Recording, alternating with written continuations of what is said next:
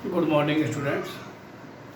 आज हम अपना नेक्स्ट टॉपिक गुरु बीजाणु जनन को पढ़ते हैं। तो आज का जो टॉपिक है अपना वो है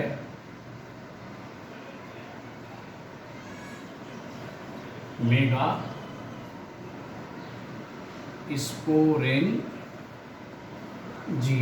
जिसे हम हिंदी में कहते हैं गुरु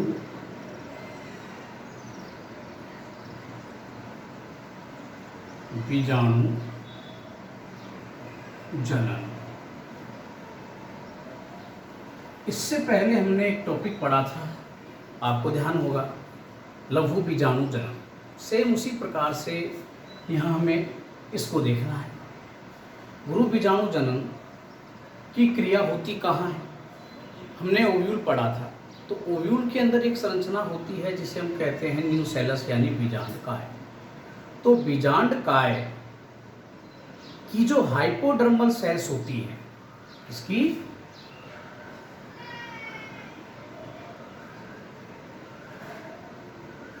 न्यूसेलस की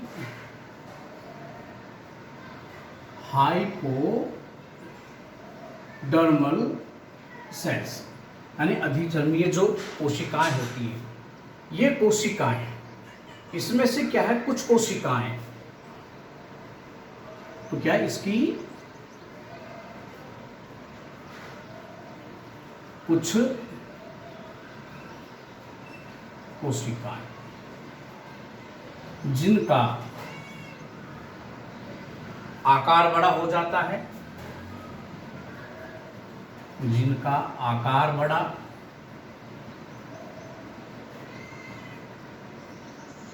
हो जाता है, इनमें कोशिका द्रव्य की मात्रा सघन हो जाती है,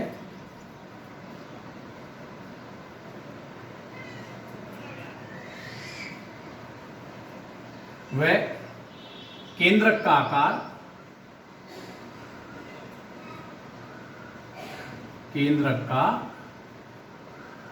आकार बड़ा हो जाता है। ऐसी जो कंडीशन होती है, जो ये जो कोशिका बनी, इस कोशिका को हम क्या नाम देते हैं? Archesporial cell. क्या कहलाती है ये? Archesporial cell. और हिंदी में क्या कहा जाता है इसको? प्रपशु कोशिका। प्रपशु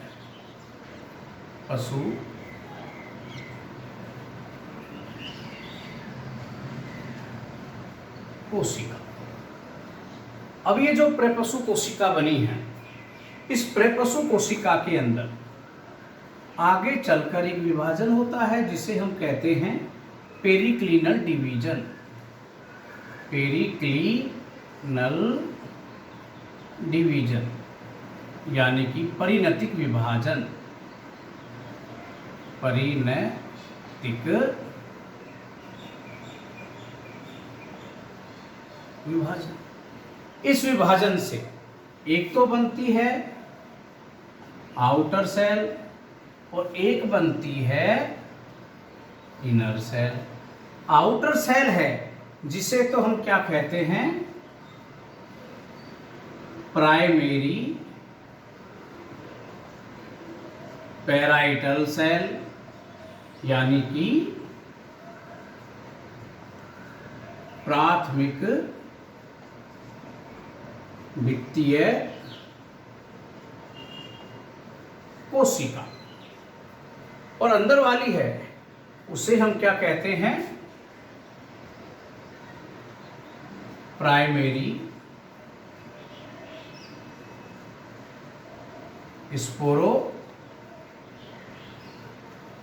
सेल यानी कि प्राथमिक बीजाणुजन कोशिका। ये बन गई। इसमें देखो आगे विभाजन हो भी सकते हैं और नहीं भी। तो इसमें आगे विभाजन नहीं होते, ये निर्भर करता है किस प्रकार का आपका बीजांड है। जैसे हमने दो प्रकार के बीजांड बताए थे, तो कृषि न्यूक्लिएट और एक ट्यूनी न्यूक्लिएट। अगर कृषि न्यूक्लिएट है तो इसमें क्या होंगे, विभाजन होंगे। तो इससे भी क्या होता है, स्थूलकाय बीजांड के अंदर क्या होगा आपका, ये धसा हुआ मिलेगा आपका, है ना। तो उसमें तो क्या होंगे, विभाजन होंगे, भित्तियाँ बन जाएंगी। और टेनोन्यूक्लिएट में क्या होता है, भित्तियाँ होती नहीं है, तो इसमें विभाजन आगे क्या किसी प्रकार के नहीं होते हैं। डायरेक्ट ये सेल है वो क्या करती है, मेगास्पोर्स का निर्माण करने में सक्षम होती है। ये विभाजन नहीं होंगे। तो यहाँ हम जो ये स्टडी कर रहे हैं वो नॉर्मली कृषि न्यूक्लिएट बीजांड के ऊपर बात कर रहे हैं, जिसमें एक की भी सेल बन सकती है, आगे डिवाइड होकर ये एक से ज़्यादा सेल्स में भी क्या हो सकती है, डिवाइड हो सकते हैं। हम यहाँ तक लेते हैं कि इतना विभाजन होगा, आगे इसमें विभाजन अपन नहीं कराते हैं। आगे आपका ये है। अब इसमें आगे कोई विभाजन नहीं होकर डायरेक्ट ये जो आपकी प्राथमिक बीजाणुजन कोशिका है, ये किसका निर्माण कर देती है, mega spore MO mother cells का, मेगा स्पोर मदर सेल। जबकि माइक्रोस्पोर मदर सेल में हमने क्या देखा था कि वहां पर इसके बाद में विभाजन होते हैं, बीजाणुजन उत्तक बनता है, उसके बाद में होता है। तो यहाँ ये डायरेक्ट ही क्या हो गया आपका, गुरु बीजाणु मात्र कोशिका का निर्माण हो गई। गुरु बीजाणु मात्र कोशिका का क्या हो जाता है, ये निर्माण आपका हो जाता है।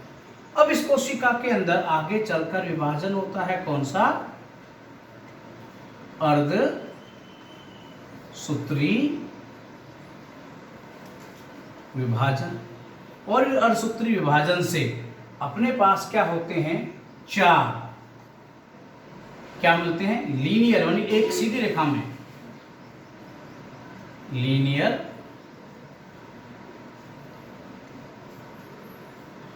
मेगास्पोर टेट्राड बनता है। यानी कि आपको क्या मिल गए, ये रेखीय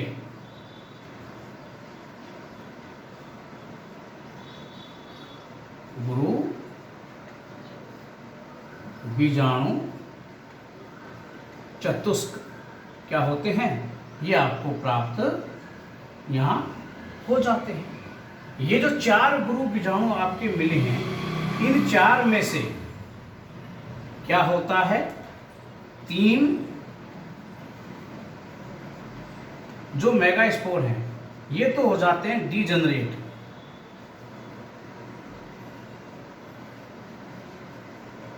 यानी कि अपहासित, नष्ट हो जाते हैं, है ना। ये तीन तो डीजनरेट आपके ये हो गए, आपके तीन जनरेट हो गए। एक जो बच जाता है, यहां पर क्या हो गया, एक जो रेस्ट शेष बचा रह गया आपका, उसे हम क्या कहते हैं, फंक्शनल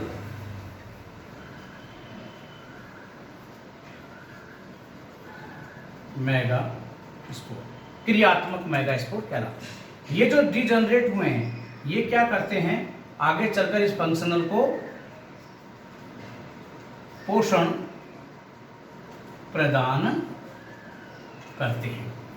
ये तो मैंने आपको एक क्या है किस रूप में बताया है, एक रेखीय क्रम के अंदर आपको समझा दिया एज ए चार्ट। इसी क्रिया को हम चाहें तो हम किस प्रकार से भी दे सकते हैं। आपको इस पूरी की पूरी क्रिया को हम एक डायग्रामेटिक रूप में अगर आपको समझना है तो मैं उसको भी यहाँ देखो समझाने की कोशिश करता हूँ। आपके पास सर्वप्रथम अपने पास जो था वो क्या होता है, ओव्यूल है आपका। जैसे कि ये आपका जो ओव्यूल है का, ये आपका न्यूसेलस, ये क्या है यहाँ पर, ये न्यूसेलस आपका है मान लीजिए। इस न्यूसेलस की जो कोशिकाएं हैं अंदर, ये जो हाइपोडर्मल सेल्स हैं, ये क्या है आपकी हाइपोडर्मल सेल्स हैं। इन हाइपोडर्मल सेल्स की कोई एक कोशिका अपने आकार में क्या कर लेती, इस प्रकार से वृद्धि कर लेती है। तो इस कोशिका को हमने क्या नाम दे दिया था, ये नाम दे दिया था हमें आर्किस्पोरियल सेल। इसे हमने क्या कहा था, आर्किस्पोरियल सेल कहा था। अब आगे चलकर ये जो आर्किस्पोरियल जो सेल है, ये तो क्या मेगास्पोर मदर सेल के रूप में क्या करती है, आपका कार्य करने वाली है। तो ये जो सेल है ये तो आपकी क्या है, देखो एपिडर्मिस हाइपोडर्मिस वाली सेल है, पूरा का पूरा क्या इस प्रकार से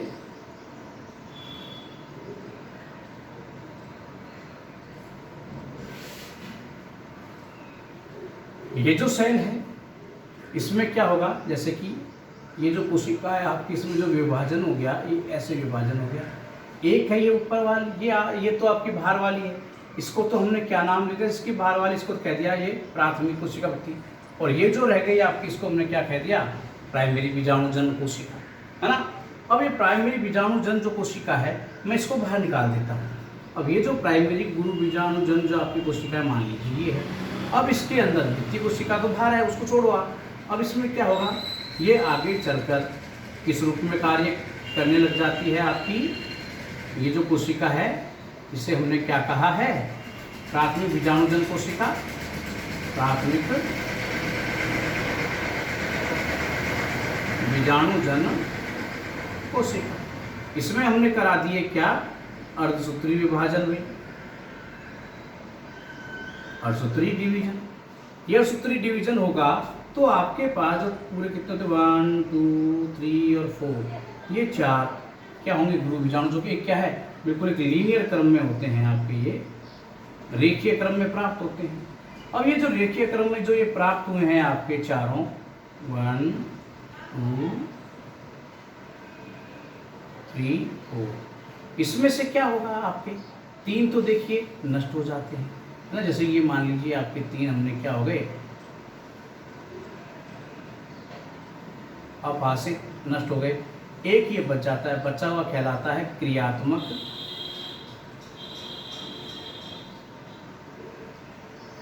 गुरु बीजाणु। ये क्या कहलाएगा, क्रियात्मक गुरु बीजाणु कहलाता है। तो ये क्रिया कहलाते हैं गुरु बीजाणु जनन। अब इसको परिभाषिक रूप में अगर अपन बताना चाहें तो आप इसको कह सकते हो बिल्कुल इजी, क्या, न्यू सेलस के अंदर कहाँ हो रहा है ये क्रिया, न्यू सेलस के अंदर हो रही है।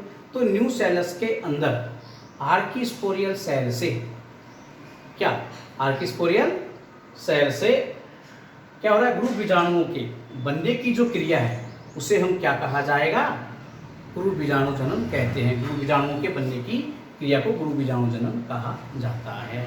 हो गया, तो ये हुआ आपका टॉपिक गुरु बीजाणु जनन।